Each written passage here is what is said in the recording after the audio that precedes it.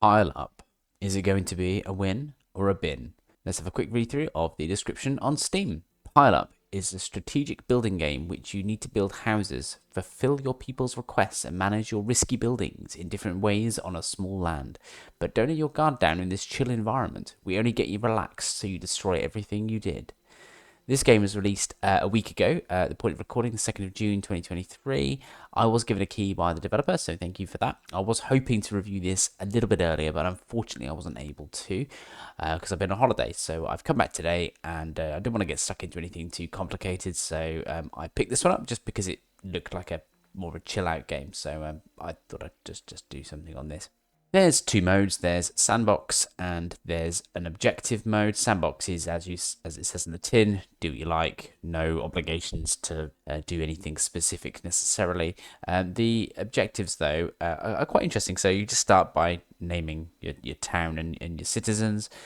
And it's a turn-based game. So what happens is you get some different building types. So, for example, some houses of different shapes and sizes.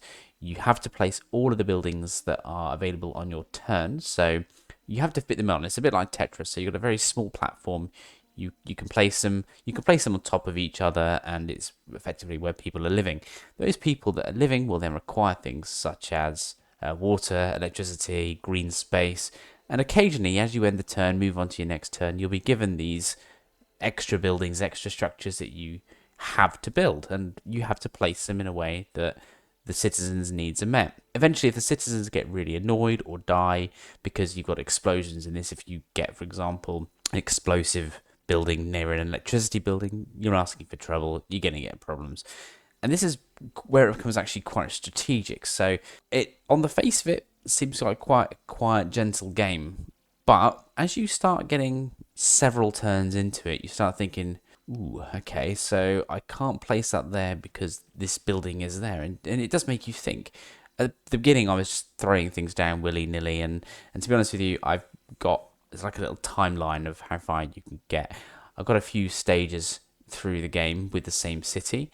And I built it up quite high, but I don't think I'm anywhere near as far as I could get before everybody got annoyed and I lost the game. The reason for me losing the game was effectively people got annoyed.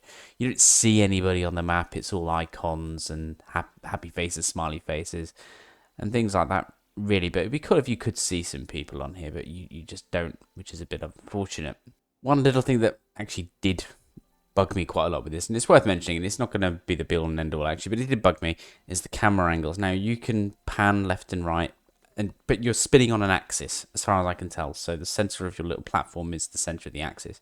So you can spin around it, but I wanted a bit more left and right movement, to be honest, so I could go a little bit further left, a little bit further right, so I'm not centered entirely on the island. Perhaps I actually missed something there, so I'll hold my hands up if I've got that wrong. So do correct me.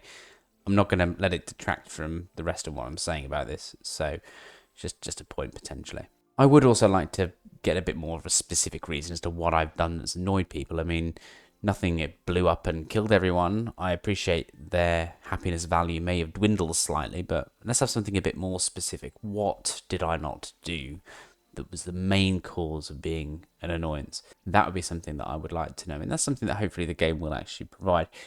This does have a bit of replayability, and actually I think I will come back and play this a bit more, to be honest. Just if I've got sort of half an hour available at a time just to place some buildings down and maybe work out a little strategy. It's like Tetris, I think, in a sense. You know, you've got to get your shapes to fit, but there's a bit more to it because you have to make sure certain infrastructure reaches certain buildings. I like the turn-based thing. I like that some buildings have special abilities, like the casino. It's a potluck thing. Something bad will happen, something good will happen. It's a quirky little game. It's not going to blow anybody away, I wouldn't have thought. I know there's a few games out there similar to this. This is the first one I've had a go on. It's okay. It's chilled. It's a bit of fun. I'm not going to spend hours on it. But yeah, why not check it out? It's under a tenner, I think, because it's quite new. It's on a discounted rate on Steam. But yeah, why not? There's nothing really wrong with this.